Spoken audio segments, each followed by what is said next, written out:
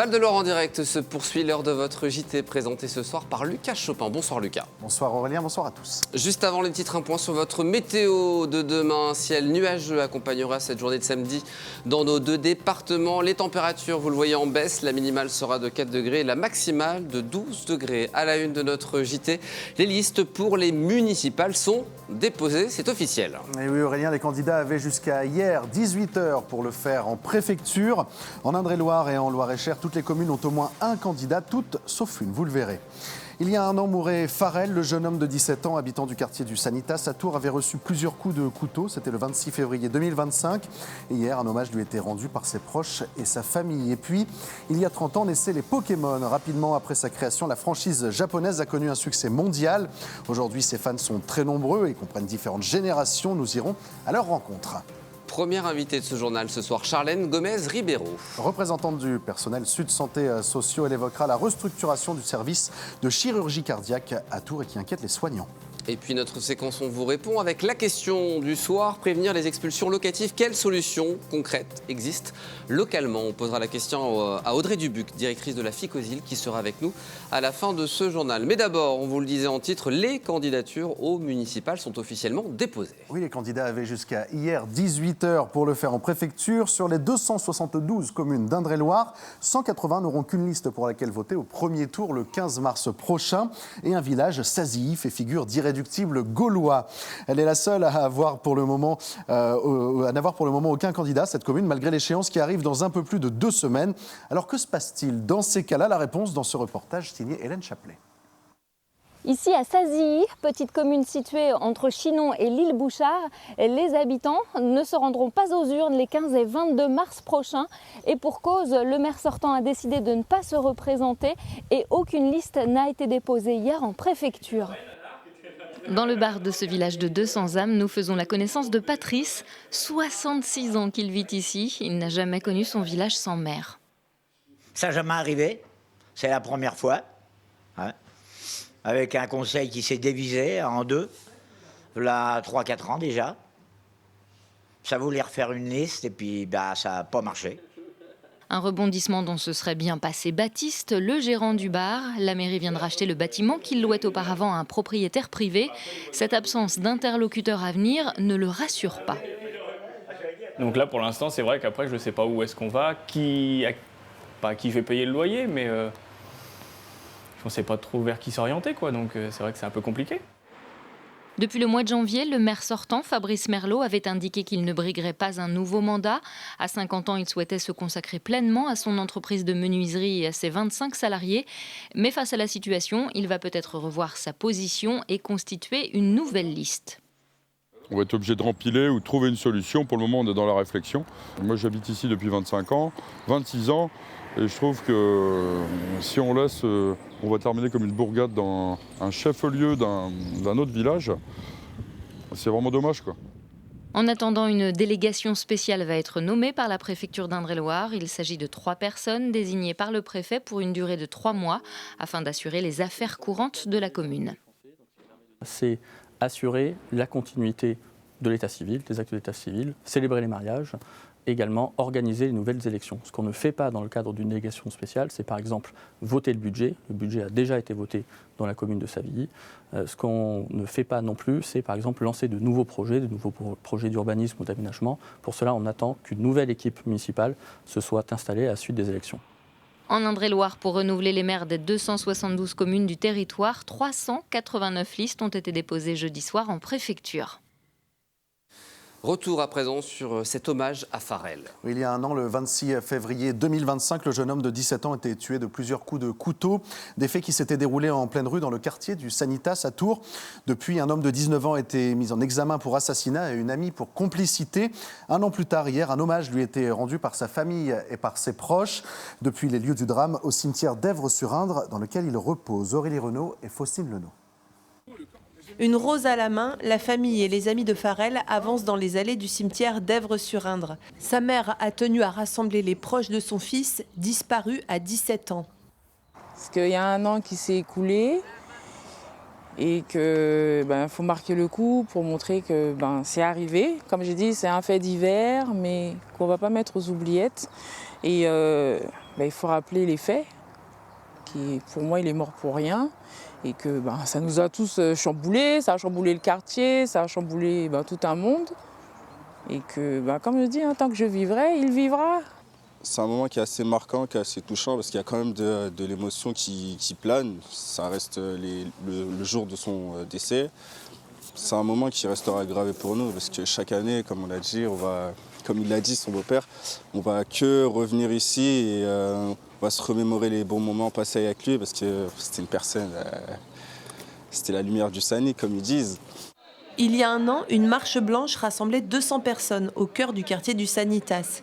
Hier soir, les proches de Farel se sont rassemblés au centre social pluriel pour partager un repas ponctué de prises de parole. La belle-mère de Farel a tenu à adresser un message aux jeunes du quartier. Les rixes, malheureusement, il y en a de plus en plus. C'est chaotique et ça détruit la famille de l'enfant tué, ça détruit la famille de l'enfant qui a porté les coups. Et ça crée un climat anxiogène pour toute une ville, pour tous ses habitants. Quand on regarde les actualités, ça fait très peur en fait. On voit que c'est de pire en pire. On dirait que le couteau, ça devient presque banalisé pour eux et c'est choquant. Dans cette affaire, l'enquête n'est pas terminée. On ignore ainsi la date du futur procès.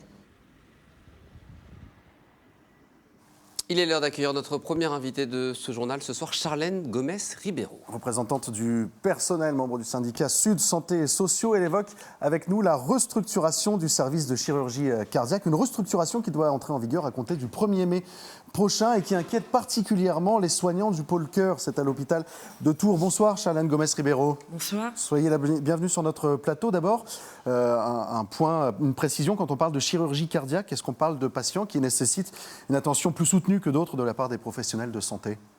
Alors déjà, on parle d'une réorganisation qui a été faite en intersyndicale. Les soignants sont partis en grève le 27 janvier. Le projet de restructuration actuel fait peser un risque grave au niveau des patients. Qui sont déjà des patients sensibles. Qui sont très sensibles. Malgré les alertes des professionnels de santé, la direction maintient un projet qui diminue le nombre de personnel pour les patients, augmente le nombre de lits et il manque aussi une aide-soignante en réa et soins critiques. Donc ça c'est acté, c'est ce qui doit se faire? Oui, et malgré la loi. D'accord. Et ils veulent sur une organisation qui se repose sur les entraides entre services, sauf que déjà que les autres services sont en tension, donc vous imaginez un peu le problème. On parle de patients qui sont greffés de cœur, on leur pose des cœurs artificiels. Il y a des risques de complications c'est très lourd. Immédiates. Et on leur ouvre le thorax quand même. Donc pareil pour ces patients, en fait, il faut tout réapprendre. À parler, à manger, à pouvoir se mobiliser. Donc il faut s'imaginer que ces patients qui ont eu le cœur ouvert, le thorax, je veux dire, tractés sur un lit, c'est pas possible. Donc il faut du personnel autour de ce patient. C'est en ça que c'est dangereux pour eux, parce qu'on ouvre des lits, on pourrait se dire c'est une bonne nouvelle, mais en fait on ne met pas les moyens qu'il faut derrière, c'est ça le problème? On ne met pas de moyens, non. On diminue l'effectif, donc forcément ça met en danger le professionnel et le patient en fait en soi. Ça ne rassure pas non plus les proches. Malgré tout, la chirurgie cardiaque, ils ont augmenté de 2 lits qui se retrouvent en dehors du service. Donc c'est pareil pour les surveillances. En fait, c'est très compliqué de pouvoir surveiller un patient qui se retrouve au bout du secteur et qui est loin des postes de travail. D'autant plus avec moins de personnes, effectivement, c'est ça. Dans le service. Aujourd'hui, qu'est-ce que vous demandez? Vous avez déposé un préavis de grève, vous nous disiez. Qu'est-ce que vous demandez aujourd'hui? Qu'on revienne en arrière? Non, mais qu'ils mettent le personnel en fait adéquat. Faut s'imaginer aussi, pareil, un patient qui doit être emmené au bloc en urgence, et ça arrive, il y a 2 semaines, c'est arrivé 4 fois dans un dimanche. Du coup, il faut l'emmener. Ça veut dire qu'il n'y a plus personne dans le service. Ou alors, il ne reste plus qu'une personne pour ces 10 malades. Ce n'est pas possible. Et en réa et en soins critiques, c'est pareil. C'est normé et normalement, il devrait avoir du personnel pour pouvoir prendre en charge les patients, tout simplement. C'est-à-dire que certaines des mesures qui devraient être prises seraient contraires à la loi? C'est ça qu'on doit comprendre? Oui. D'accord. Oui. Alors, la direction nous a répondu qu'ils avaient 3 ans pour se mettre à la loi. C'est maintenant qu'on a besoin de... C'est maintenant, c'est ça, on ne peut pas attendre en fait. La direction n'entend pas du tout la souffrance psychologique aussi du personnel soignant, parce qu'ils voient bien comment que ça se passe dans les lits. Ils ne prennent pas en considération les besoins des agents, parce que pourtant on les a rencontrés à plusieurs reprises. Ouais. Et je trouve que... Ils ne sont pas sensibles à ce que... Non, pas du tout. En plus, on ne se bat pas pour un confort de travail. On se bat pour la sécurité des patients et pour une prise en charge correcte, en fait. On ne demande pas... on demande seulement de faire notre métier, en fait, correctement, tout simplement. Cette grève, elle pourrait durer jusqu'à quand? Vous le savez d'ores et déjà ou pas encore? Le problème, c'est que quand on fait grève à l'hôpital, en fait, on ne nous voit pas. On est entre les quatre murs. C'est des petites équipes. Donc, forcément... ça n'a pas autant d'impact que les entreprises qui se trouvent à l'extérieur où on voit leurs manifestations à l'extérieur. Nous, c'est à l'intérieur. Et les patients sont pris en charge quand même, de toute façon. On n'a pas trop le choix. Bon, espérons pour vous que cet appel sera entendu. Merci Charlène Gomez-Rivero d'être venue nous voir sur ce plateau. Merci beaucoup. De rien. Merci beaucoup. Au revoir. Aurélien, si je vous dis... Un jour, je serai le meilleur dresseur. À quoi pensez-vous? Au Pokémon. Vous pensez au Pokémon, effectivement. Car justement, la franchise fête aujourd'hui même ses 30 ans. À cette occasion, nous vous avons posé cette question sur nos réseaux sociaux. Pokémon a 30 ans aujourd'hui. C'est pour vous. Alors, c'est pour vous quoi? C'est pour vous majoritairement un souvenir d'enfance, à 62%. Et vous, Aurélien, quel est votre niveau de connaissance sur cette licence? Extraordinaire, exceptionnel. Eh ben, ça tombe bien, on va le tester tout de suite. On va vous afficher des images de Pokémon et vous allez devoir dire leur nom. C'est qui celui-là? C'est Pikachu. Ah, c'est Pikachu, bravo. Allez, un deuxième. Lui, c'est qui? Dracofeu. Bravo. Okay. Allez, on en refait un encore. Je sais pas, c'est Calimero. Presque, Psychoquack. Très bien. Un autre? Il y en a un dernier. Alors lui? Il n'est pas très beau celui-là, donc je sais pas. Il n'est pas très beau, pourtant il s'appelle Gros Tas de Morve. Voilà. Voilà, un dernier? Allez, un dernier. C'est qui lui? C'est pas un zinzin de l'espace. Et il s'est pas fait avoir, effectivement. C'est Candy des zinzins. Alors attendez, Lucas, il y en a un pour vous, me dit-on en régie. Est-ce qu'on peut le montrer pour Lucas, le dernier? Est-ce que vous l'avez ou pas? C'est Chochodile. C'est Chochodile. Est-ce que c'est... Ouais, c'est la bonne réponse. On me dit bravo dans l'oreillette. Bravo. On a essayé de me piéger. Eh bien non, je ne vous aurais pas piégé non plus. Bon, alors on vous l'a dit, 30 ans de Pokémon aujourd'hui. Rapidement après leur naissance en 96, ils ont connu un succès mondial. Un succès qui se vérifie toujours chez nous, que ce soit dans les boutiques ou auprès des fans. Ils sont nombreux. Et Léa Turquier fête cet anniversaire avec nous. Regardez. Léa, tu fais quoi? Je suis en train de jouer à Pokémon, pourquoi? T'es pas censée travailler? Oui, non, mais en fait, le truc, c'est que des fans de Pokémon comme moi, il y en a plein. D'ailleurs, j'en ai rencontré un, il s'appelle Jordan, et lui, son truc, c'est de collectionner des cartes. Collectionner, oui, mais pas que. Dans son stock, Jordan possède plus de 1000 cartes pour constituer ses decks, des cartes choisies spécialement pour participer à des tournois. Je collectionne du coup les jeux et beaucoup de cartes, beaucoup trop de cartes, même beaucoup, énormément. Depuis plusieurs années, le Tourangeau affronte d'autres joueurs, que cela soit à Tours ou ailleurs en France.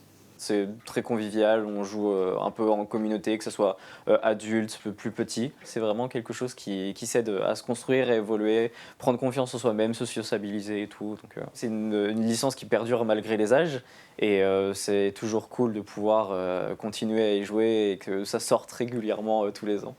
Pokémon, Jordan a grandi avec et il n'est pas le seul. À Montréchard, dans la boutique Game & Disc, Victor a lui aussi été bercé par l'animé et les jeux vidéo de la licence, notamment par les versions rouge et bleu sur Game Boy. Dès que c'est sorti, mes parents me les ont achetés. J'étais tout content quand je les avais, tout enfant. Et depuis, ça ne m'a pas lâché. J'étais vraiment à fond dessus. Ça a toujours été un univers réconfortant, si je puis dire. Une passion partagée par Thomas, le gérant du commerce familial. Ici, il vend des jeux, cartes et produits dérivés, principalement de seconde main. La grande force de Pokémon, c'est de plaire à tous les âges. Qu'est-ce qui vous plaît dans la licence Pokémon? Le style, l'ambiance aussi, qui est à la fois enfantin, mais qui convient aussi aux grands, du plus jeune au plus vieux. J'ai envie de dire, allez, si on fait une fourchette de 5 à 50 ans, en grande moyenne. Ce vendredi, c'est jour de fête pour les passionnés. Pokémon célèbre ses 30 ans, un bel anniversaire pour l'un des univers qui continue à fasciner et à faire rêver des fans partout dans le monde. Allez, place à notre rubrique On vous répond, à présent avec notre invitée Audrey Dubuc, directrice de la FICOSIL, pour évoquer cette question, prévenir les expulsions locatives. Quelles solutions concrètes existent localement? Bonsoir Audrey et bienvenue sur notre plateau. Déjà, on va expliquer ce qu'est la FICOSIL. C'est quoi exactement?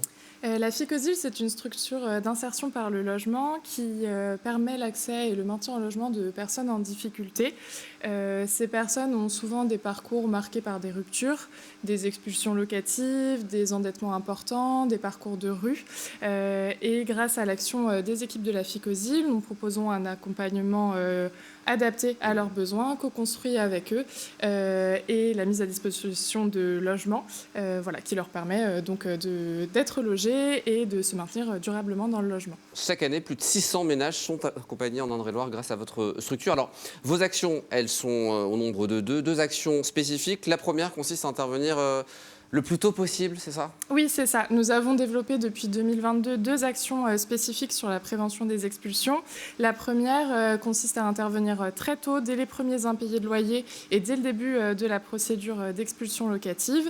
C'est une équipe mobile avec des travailleurs sociaux qui va aller rencontrer des ménages en difficulté, qui ont rompu les liens avec les bailleurs, qui ont rompu les liens avec les services sociaux et pour lesquels donc, nous allons déployer une action visant à les rencontrer, à prendre par tous les moyens possibles les contacts avec eux et à proposer un accompagnement qu'on co-construit avec eux. Donc ça va servir à permettre la résorption de la dette, se maintenir dans le logement, travailler sur le budget et sur tous les leviers autour, l'emploi, la santé, pour permettre de reprendre contact avec les services sociaux, les bailleurs et de se maintenir dans le logement. Là aussi, je vais citer quelques chiffres. En 2025, 79 ménages ont été accompagnés dans ce cadre sur une durée moyenne de 7 mois. Alors, quand la procédure d'expulsion est déjà très avancée, là aussi, vous pouvez intervenir. C'est la deuxième action que vous menez? Oui, tout à fait. C'est notre deuxième action. Lorsque la procédure d'expulsion est engagée et que l'étape est de la résiliation de bail, les ménages ne peuvent pas se maintenir dans le logement durablement. Il y a un gros risque. Dans ce cas-là, nous intervenons en reprenant en bail le logement pour permettre aux ménages de s'y maintenir.